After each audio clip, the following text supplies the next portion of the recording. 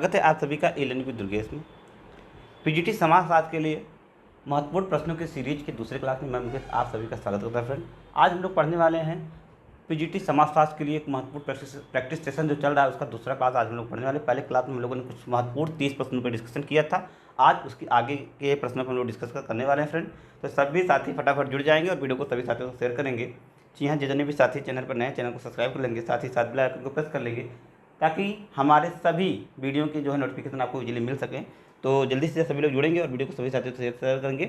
बताएंगे इस क्वेश्चन का सही जवाब क्या है, जल्दी से आंसर कमेंट करेंगे। और देखिए क्वेश्चन हमारा है पहला, उसके लिए अपने अपने आंसर कमेंट करके बताएंगे इस क्वेश्चन के लिए सही जवाब क्या है। कि काम्टे के मानव विकास के त्रिस्तरीय नियमन के अनुसार निम्नलिखित में से सही अनुक्रम कौन सा है। प्रत्यक्षवादी धार्मिक तात्विक, धार्मिक प्रत्यक्षवादी सात्विक, धार्मिक तात्विक धार्मिक प्रत्यक्षवादी या धार्मिक सात्विक और प्रत्यक्षवादी। आंसर कमेंट करके बताएंगे क्वेश्चन के सही जवाब क्या है। क्वेश्चन नंबर फर्स्ट का जो विकल्प आपके सामने है बताएंगे। काम्टे के मानव विकास के त्रिस्तरीय नियम के अनुसार निम्न से सही अनुक्रम कौन सा है। जी हाँ, मतलब ये क्रम जो है क्या पहले प्रत्यक्षवादी उसके बाद धार्मिक फिर तात्विक है, या पहले धार्मिक प्रत्यक्षवादी या उसके बाद सात्विक है, या पहले तात्विक धार्मिक या प्रत्यक्षवादी है, या पहले धार्मिक या इसके बाद तात्विक प्रत्यक्षवादी है। बताइए पहला कौन सा इसमें आता है, मतलब पहले किसकी बात करते हैं। ऑगस्ट काम्टे जी। जी हाँ, आंसर कमेंट करके बताएंगे इस क्वेश्चन का सही जवाब क्या है। उनका जो त्रिस्तरीय जो ये नियम था उसके अनुसार जो है काम्टे जी जो सबसे पहले बात करते हैं फ्रेंड, और बात करते हैं धर्म की, इसलिए उनका जो सही क्रम हो जाएगा वो हो जाएगा धार्मिक तात्विक और प्रत्यक्षवादी। विकल्प नंबर चौथा इस क्वेश्चन का बिल्कुल सही विकल्प है, D the right answer. Next है, यू फंक्शन एंड डिफंक्शन की अवधारणा किसने प्रस्तुत की है। यू फंक्शन और डी फंक्शन की अवधारणा किसने प्रस्तुत की है। ए है टी पार्सन्स और बी मेलिनास्की और सी डब्ल्यू मिल्स और Marrion J levy. Answer comment कर बताएंगे इस क्वेश्चन का सही जवाब क्या है। यू फंक्शन और डी फंक्शन की अवधारणा प्रस्तुत की है। जी हाँ, आंसर कमेंट कर बताएंगे क्वेश्चन का सही जवाब क्या है। यू फंक्शन और डी फंक्शन की अवधारणा किसने दी है, जल्दी से बताइएगा। टी पार्सन्स, वी वेलिनास्की और C W Mills, Marion J Levy. इस क्वेश्चन का जो सही विकल्प फ्रेंड है वो आपका विकल्प number D Marion G Levy the right answer. उन्होंने दिया है आपका यू फंक्शन और डी फंक्शन का जो है अवधारणा। विकल्प नंबर डी इस क्वेश्चन का बिल्कुल सही जवाब है, D the right answer. Next question है, निम्नलिखित में से कौन सहगामी प्रक्रिया नहीं है। सहयोग, प्रतिकूलता और सात्विकरण या समायोजन। कौन सा सहगामी प्रक्रिया नहीं है। आंसर कमेंट करके बताएंगे इस क्वेश्चन का सही जवाब क्या है। कौन सा सहगामी प्रक्रिया नहीं है। जी हाँ, तो फ्रेंड सहयोग है और सात्विकरण है, समायोजन है, जो नहीं है फ्रेंड वो है प्रतिकूलता। प्रतिकूलता का संबंध सहगामी प्रक्रिया से नहीं है। प्रतिकूलता का संबंध सहगामी प्रक्रिया से नहीं है। विकल्प नंबर डी बी इस क्वेश्चन का बिल्कुल सही जवाब है कि नहीं पूछा गया है, इसलिए विकल्प नंबर दूसरा इस प्रश्न का बिल्कुल सही जवाब है। और जिन भी साथियों ने विकल्प नंबर 2 कमेंट किया है उन सभी का जवाब बिल्कुल सही है। प्रतिकूलता सहगामी प्रक्रिया नहीं है और बाकी के 3 हमारे सहगामी प्रक्रिया के सम्मिलित तत्व हैं। विकल्प नंबर 20 इसका बिल्कुल सही जवाब है। नेक्स्ट क्वेश्चन है, किनशिप ऑर्गेनाइजेशन इन इंडिया शीर्षक के लेखक हैं। किनशिप ऑर्गेनाइजेशन इन इंडिया शीर्षक के लेखक हैं इरावती कर्वे, के एम कबाड़िया, कोलिंडा एस.सी. डुबे। बताइए फ्रेंड इसको किसने लिखा है। किनशिप ऑर्गेनाइजेशन इन इंडिया पुस्तक के लेखक कौन हैं। जी हाँ, इरावती कर्वे, के एम कबाड़िया और कोलिंडा एस.सी. डुबे। आंसर कमेंट कर बताएं उसका सही जवाब क्या है। किनशिप ऑर्गेनाइजेशन इन इंडिया, जी हाँ, बहुत ही प्रमुख पुस्तक है, ये काफ़ी बार परीक्षा में पूछा गया है। तो आंसर कमेंट करके बताएंगे इस क्वेश्चन का सही जवाब क्या है। तो जिसने इसको लिखा है उनका नाम है इरावती कर्वे। विकल्प नंबर पहला ही हमारा जवाब बिल्कुल सही है और जिन भी साथियों ने विकल्प नंबर फर्स्ट कमेंट किया उन सभी के जवाब बिल्कुल सही हैं। Irawati Karve the right answer. Next question है, सामाजिक समाजशास्त्र सामाजिक संबंधों का विषय है। ठीक है, समाजशास्त्र सामाजिक संबंधों के विषय में है, यह कथन किसका है। मैकाइबर एव पेज, गिलिन एव गिलिन, F.H. गिडिंग्स या ई दुर्खिम। आंसर कमेंट कर बताएंगे इस क्वेश्चन का बिल्कुल सही जवाब क्या है। जी हाँ, समाजशास्त्र सामाजिक संबंधों के विषय में है, यह कथन किसका है। आंसर कमेंट करके बताएंगे इस क्वेश्चन के लिए सही जवाब क्या है। जी हाँ, समाजशास्त्र सामाजिक संबंधों के विषय में है। जी हाँ, आंसर आने प्रारंभ हो चुके हैं सभी साथियों के बिल्कुल। MacIver and Page the right answer. MacIver और पेज का यह कथन है कि समाजशास्त्र सामाजिक संबंधों के विषय में। विकल्प नंबर पहला इस क्वेश्चन का बिल्कुल सही जवाब है। नेक्स्ट क्वेश्चन है, प्रत्यक्षवाद की अवधारणा निम्नलिखित में से किसके द्वारा प्रतिपादित की गई है? A Karl Marx, B C S फुकुले, सी आगस्ट काम्टे और D Emile Durkheim. Answer comment कर बताएं कि इस क्वेश्चन का सही जवाब क्या है कि प्रत्यक्षवाद की अवधारणा निम्नलिखित में से किसके द्वारा प्रतिपादित की गई है? जल्दी से आंसर कमेंट करके बताएंगे इस क्वेश्चन का सही जवाब क्या है। प्रत्यक्षवाद की जो अवधारणा है वह फ्रेंड दी गई है आगस्ट काम्टे के द्वारा। विकल्प नंबर सी इस क्वेश्चन का बिल्कुल सही जवाब है। सी या तीसरा इस क्वेश्चन का बिल्कुल सही जवाब है। आगस्ट काम्टे के द्वारा दिया गया है आपका प्रत्यक्षवाद। जी हाँ, प्रत्यक्षवाद की अवधारणा जिन्होंने व्यक्त की है वह है आगस्ट काम्टे। विकल्प नंबर थर्ड इस क्वेश्चन का बिल्कुल सही जवाब है। नेक्स्ट क्वेश्चन है फ्रेंड हमारा सैक्रेड और प्रोफेशन। जी हाँ, सैक्रेड और प्रोफेन की अवधारणा किसने दी है? जिसको हम लोग हिंदी में पवित्र या अपवित्र की बात करते हैं, तो सैक्रेड एंड प्रोफेन की अवधारणा किसने दी है? स्पेंसर ने, वेवर ने, सोरोकिन ने या दुर्खिम ने? आंसर कमेंट करके बताएंगे क्वेश्चन का सही जवाब क्या है कि जो हमारा सैक्रेड एंड प्रोफेन की जो अवधारणा है किससे मनोवैज्ञानिक किस समाजशास्त्री ने दिया है? आंसर कमेंट करके बताएंगे इस क्वेश्चन का सही जवाब क्या है। तो बताएंगे जी हाँ, जिसको हम लोग हिंदी में पवित्र या अपवित्र की संज्ञा देते हैं, तो उस अवधारणा को किसने दिया है? किस समाजशास्त्री ने इस अवधारणा के बारे में अपने मत दिए हैं? तो उस मत को देने वाले जो हमारे समाजशास्त्री हैं उनका नाम है दुर्खिम। दुर्खिम काफ़ी इंपॉर्टेंट है, इनसे बहुत सारे प्रश्न आप परीक्षाओं में बनते हैं। इनके बारे में आप लोग डिटेल स्टडी करिएगा। इनकी रचनाओं के बारे में प्रश्न बनते हैं, इनके कोटेशन के बारे में प्रश्न बनते हैं, इनकी पुस्तकों के बारे में प्रश्न बनते हैं। तो निश्चित तौर से ये काफ़ी इंपॉर्टेंट है, तो आप लोग इनको तैयार करिएगा अच्छे से। विकल्प नंबर डी इस क्वेश्चन का बिल्कुल सही जवाब है। नेक्स्ट क्वेश्चन है, किसने कहा है यह देखा गया है कि मुखर्जी की विचार करने की सामर्थ्य पूर्व और पाश्चात्य विचारों के असामान्य और समन्वय की प्रतिनिधित्व करती है? A Baljit Singh, B S Chandra, C Charles Wagley और डी ई एस बोगार्ट्स। जी हाँ, किसने कहा है कि यह देखा गया है कि मुखर्जी की विचार करने की सामर्थ्य पूर्व और पाश्चात्य विचारों के असामान्य और समन्वय का प्रतिनिधित्व करती है? आंसर कमेंट करके बताएं कि इस क्वेश्चन का सही जवाब क्या है। जी हाँ, जल्दी से बताइएगा इस क्वेश्चन के लिए सही विकल्प क्या है। हाँ, विकल्प number D is the right answer. Fourth इस क्वेश्चन का बिल्कुल सही जवाब है। ई एस बोगार्ट ने जो है इस कोटेशन को कहा है, उन्होंने ही कहा है कि यह देखा गया है कि मुखर्जी की विचार करने की सामर्थ्य पूर्व और पाश्चात्य विचारों के असामान्य समन्वय का प्रतिनिधित्व करती है। जी हाँ, विकल्प नंबर फोर्थ इस क्वेश्चन का बिल्कुल सही जवाब है। नेक्स्ट क्वेश्चन है, इंपॉर्टेंट क्वेश्चन है, इसको मैं भी आई के क्वेश्चन में रखूँगी क्योंकि यह जो है हमारे दो सब्जेक्ट के परपेक्स से काफ़ी इंपॉर्टेंट, जीएस के सेक्शन से भी और साथ ही साथ हमारे समाजशास्त्र के भी सेक्शन से पूछा जा सकता है कि बेटी बचाओ बेटी पढ़ाओ योजना की शुरुआत किस वर्ष हुई? जनवरी 15 और अप्रैल 15, जून 15 जून 2015 या दिसंबर 2015? बताएं फ्रेंड कि बेटी बचाओ बेटी पढ़ाओ जो योजना है उसकी शुरुआत किस तिथि को की गई थी? जनवरी 2015, अप्रैल 2015, जून 2015 या सितंबर 2015? आंसर कमेंट करके बताएं कि इस क्वेश्चन का सही जवाब क्या है।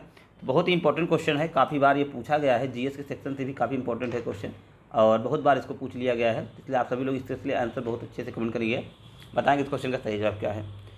तो बेटी बचाओ बेटी पढ़ाओ फ्रेंड 24 जनवरी को, जी हाँ 22 जनवरी को जो बालिका दिवस सेलिब्रेट किया जाता है उसी के संदर्भ में। जी हाँ, 24 जनवरी को, ये देखिए थोड़ा सा इसमें मिसप्रिंट है, 24 जनवरी को, जनवरी यहाँ पे दिया, पूरी तिथि कंफर्म नहीं, 24 जनवरी को बालिका दिवस हम लोग सेलिब्रेट करते हैं। इसी दिन प्रधानमंत्री मोदी ने 2015 में बेटी बचाओ बेटी पढ़ाओ योजना हरियाणा से लॉन्च की थी। कभी कभी यह वो भी पूछा जाता है कि कहाँ से लॉन्च की थी, तो हरियाणा से लॉन्च की थी और वर्तमान समय में इसकी जो ब्रांड एम्बेसडर है वो साक्षी मलिक थे।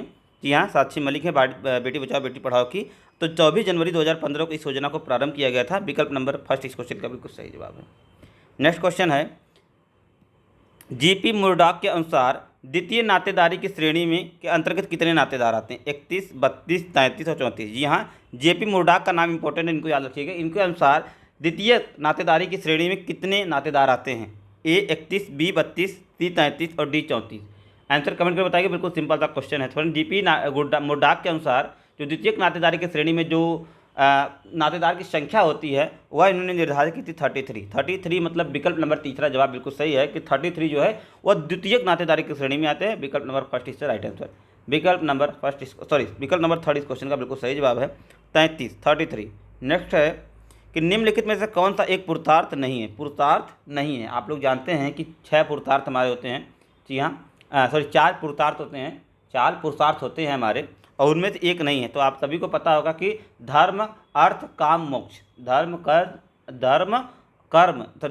अर्थ काम मोक्ष, इसके अंदर थोड़ा सा हो जा रहा है मिस, तो धर्म, अर्थ, काम, मोक्ष, ये चार हमारे पुरुषार्थ हैं। इनमें से देखिए क्या नहीं है, देखिए धर्म है, अर्थ है, काम है, मृत्यु नहीं है फ्रेंड, मृत्यु की जगह मोक्ष है। मोक्ष हमारा क्या है, पुरुषार्थ है, इसलिए विकल्प नंबर डी इस क्वेश्चन का बिल्कुल सही है। याद रखिएगा 4 पुरुषार्थ होते हैं हमारे।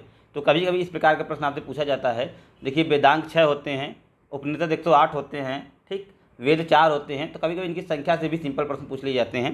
सबसे प्राचीन वेद भी पूछ लिया जाता है, तो सबसे प्राचीन वेद ऋग्वेद है, ये भी याद रखिएगा आप। नेक्स्ट क्वेश्चन है, अभौतिक संस्कृति की अवधारणा किसने दी है? ए सोरोकिन, बी मैक्स वेबर और सी पैरेटो और डी ऑर्गबर्न। आंसर कमेंट कर बताएंगे इस क्वेश्चन का सही जवाब क्या है।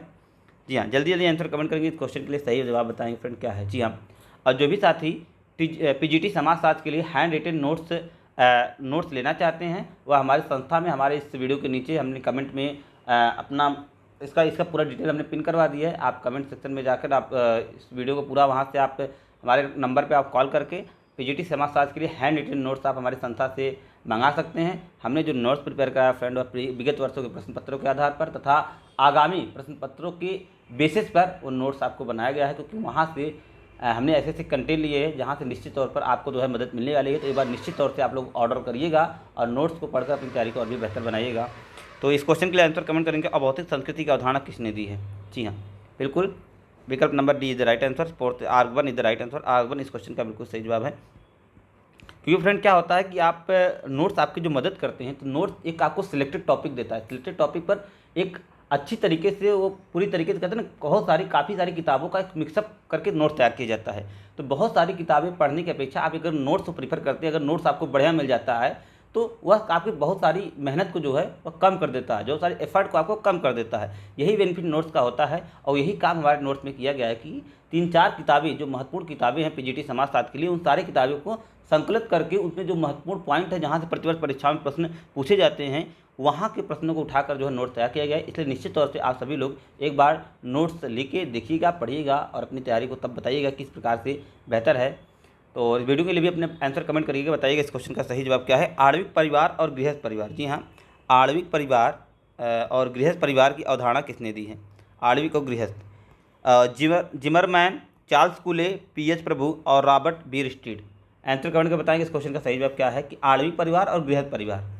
जी हाँ, बिल्कुल Zimmerman is the right answer. Zimmerman इस क्वेश्चन का बिल्कुल सही विकल्प है। Zimmerman is the right answer.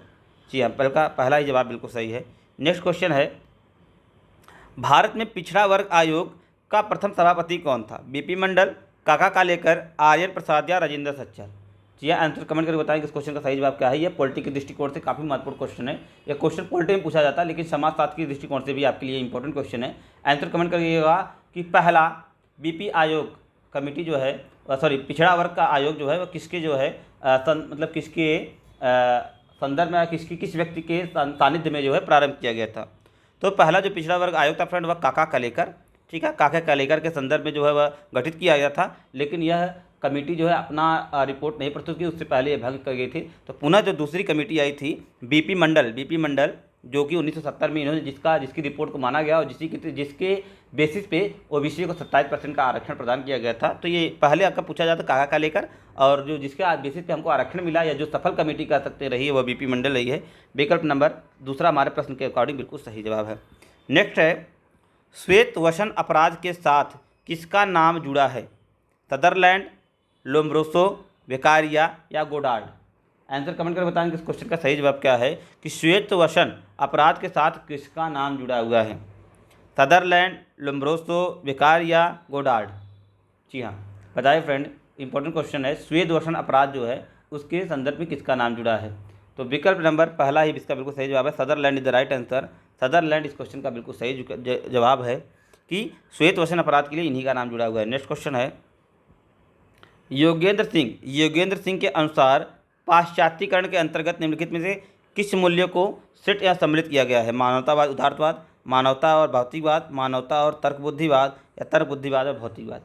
Answer comment करके बताएंगे फ्रेंड। योगेंद्र सिंह के अनुसार पूछा जा रहा है, तो जो योगेंद्र सिंह के अनुसार फ्रेंड जिसको सम्मिलित किया गया है वह है आपका मानवता और तर्क बुद्धिवाद। मानवतावाद और तर्क बुद्धिवाद को पाश्चात्यकरण के अंतर्गत सम्मिलित किया गया है। जी हाँ, विकल्प नंबर तीसरा इस प्रश्न का बिल्कुल सही जवाब है।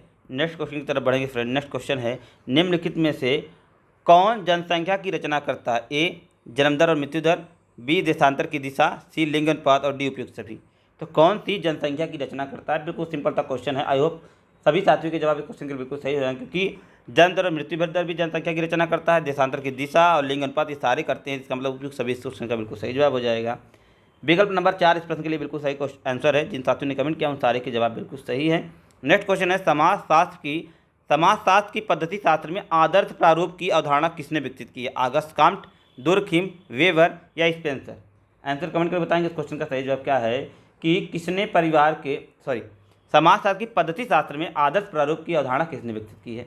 तो आदर्श प्रारूप की जब हम बात करते हैं फ्रेंड, तो एक समाजशास्त्री हमारे जहन में आता है जिसका नाम है वेबर। वेबर ने आदर्श प्रारूप की बात की थी समाजशास्त्र में, इसलिए विकल्प नंबर 3 इस प्रश्न का हमारा बिल्कुल सही जवाब हो जाएगा।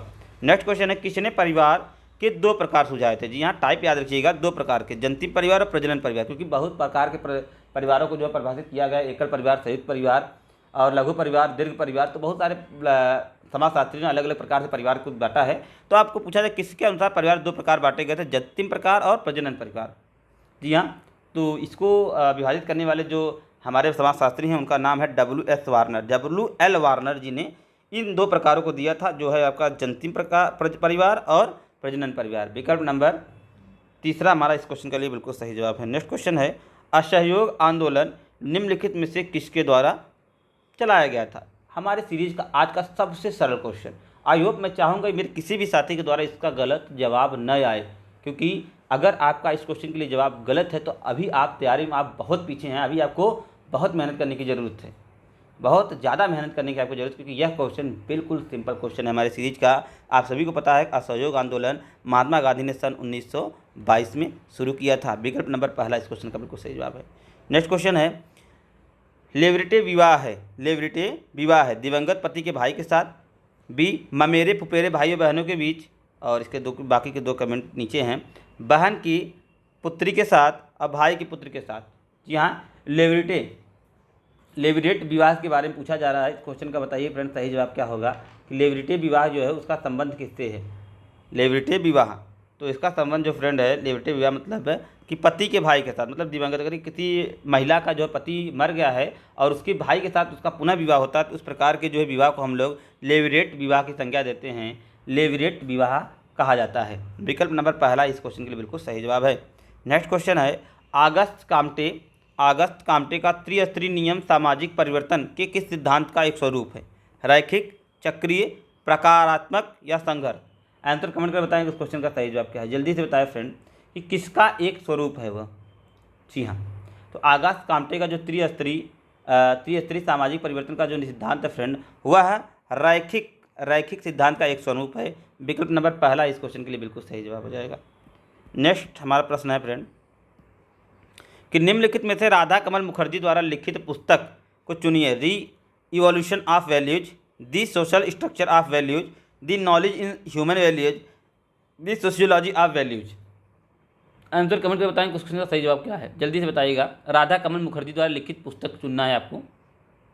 तो राधा कमल जी ने जो पुस्तक लिखा था उसका नाम है the society structure of values.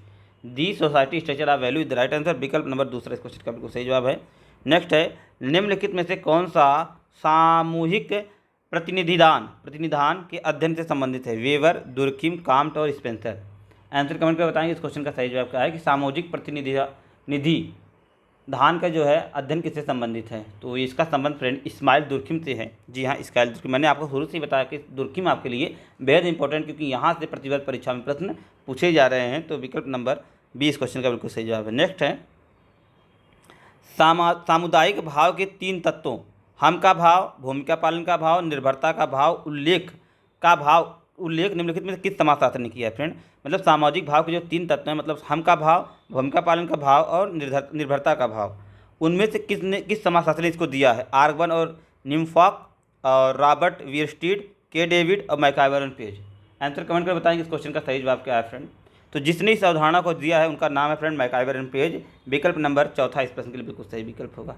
Next question है कि सामाजिक स्तरीकरण का प्रकारात्मक सिद्धांत किसने प्रतिपादित किया? कूले, के डेविस, कार्ल मार्क्स और मैक वेबर। आंसर कमेंट कर बताएंगे इस क्वेश्चन का सही जवाब क्या है कि सामाजिक स्तरीकरण का प्रकारवाद प्रतिपादित किसने किया है?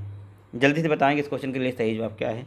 विकल्प नंबर 2 इस क्वेश्चन के बिल्कुल सही जवाब है, के Davis is the right answer. के डेविस इस क्वेश्चन का बिल्कुल सही विकल्प होगा। नेक्स्ट है, निम्नलिखित में से कौन से विज्ञानों के वर्गीकरण के लिए प्रख्यात हैं? दुर्कीम, वेबर, स्पेंसर या अगस्त काम्टे। इंपॉर्टेंट क्वेश्चन है फ्रेंड कि विज्ञानों के सिद्धांत के लिए, जी हाँ, विज्ञानों के वर्गीकरण के लिए किसका नाम प्रसिद्ध है? बताइएगा आंसर कमेंट करके इस क्वेश्चन के लिए सही जवाब क्या है। जी हाँ, जल्दी से आंसर कमेंट करिए इस क्वेश्चन के लिए, अपने आंसर कमेंट करके बताएंगे इसका सही जवाब क्या है। तो विज्ञानों को वर्गीकरण के लिए जिस समाजशास्त्री का नाम प्रमुख है उनका नाम है अगस्त काम्टे। विकल्प नंबर 4 इस क्वेश्चन का बिल्कुल सही जवाब है। तो देखिए संकल्पनाएं और समाजशास्त्री आपको मैच कराना है। इस क्वेश्चन का सही विकल्प क्या है? वर्ग संघर्ष का सिद्धांत, त्रिस्तरीय सिद्धांत, आत्मदर्पण का सिद्धांत और संभात वर्ग का सिद्धांत। तो बताना है फ्रेंड कौन से समाजशास्त्री ने कौन कौन सा सिद्धांत दिया है। तो फ्रेंड देखिए, वर्ग संघर्ष का सिद्धांत दिया है कार्ल मार्क्स, ठीक है। और त्रिस्तरीय सिद्धांत, त्रिस्तरीय जो नियम दिया है, जो सिद्धांत दिया है वह दिया है अगस्त काम्टे ने, अगस्त काम्टे, ठीक। आत्मदर्पण का सिद्धांत दिया है फ्रेंड, आत्मदर्पण का सिद्धांत दिया है कूले महोदय ने। और संभात परिभ्रमण का सिद्धांत दिया है पेरेटो ने। तो चलिए 2 विकल्प को हम पकड़ते हैं, मतलब पहले का दूसरा 2 विकल्प में है और डी का चौथा। तो पहला ही विकल्प हमारा बिल्कुल सही जवाब है। देखिए पहले डी का चौथा, बाकी सारा ऑप्शन को देखने की जरूरत नहीं, 2 विकल्प हमने मैच करा लिए, हमारा जवाब बिल्कुल सही है, ठीक है। D is the right answer, पहला इस क्वेश्चन का बिल्कुल सही विकल्प है, पहला ही इस क्वेश्चन का बिल्कुल राइट आंसर है। नेक्स्ट क्वेश्चन फ्रेंड हमारा, निम्नलिखित में से पाश्चात्यकरण की अवधारणा किसने दी थी? पाश्चात्यकरण की अवधारणा किसने दी है? Yogendra Singh, T K. Oommen, M N. Srinivas, McKim Marriott. जी हाँ, पाश्चात्यकरण की अवधारणा जिसने दी है फ्रेंड उनका नाम है एम.एन. श्रीनिवास। विकल्प नंबर 3 इस क्वेश्चन का बिल्कुल सही जवाब है। तो बढ़ते फ्रेंड अपने सीरीज के अंतिम क्वेश्चन की तरफ। हमारा अंतिम क्वेश्चन है, जब एक हिंदू पुरुष अपने से उच्च वर्ण की स्त्री के साथ विवाह करता है उसे कहते हैं प्रतिलोम, अनुलोम, देवर विवाह या शाली विवाह। तो बिल्कुल सिंपल सा क्वेश्चन है फ्रेंड, बहुत आसान क्वेश्चन है। यदि आपने अभी बेसिक पढ़ना प्रारंभ किया तो इस प्रश्न से आपका परिचय हो गया होगा। और मैं चाहूँगा आप सभी लोग इसका बिल्कुल सही जवाब दें कि जब कोई एक सामान्य पुरुष या उच्च वर्ग का पुरुष जब एक पुरुष अपने उच्च वर्ग की महिला के साथ विवाह करता है तो उस प्रकार के जो विवाह को हम लोग कहते हैं वह कहते हैं प्रतिलोम विवाह। मतलब उच्च वर्ण का जो है जो पुरुष, हिंदू पुरुष अपने से उच्च वर्ण की स्त्री के साथ विवाह करता है उसे प्रतिलोम विवाह कहा जाता है। विकल्प नंबर 1 इस क्वेश्चन का बिल्कुल सही जवाब था। तो ये था फ्रेंड आज का क्लास। आई होप आप लोगों ने क्लास को एंजॉय किया होगा। मिलेंगे नेक्स्ट लेक्चर में, तब तक के लिए best of luck. Thank you, goodbye and keep watching E learning with Durgesh.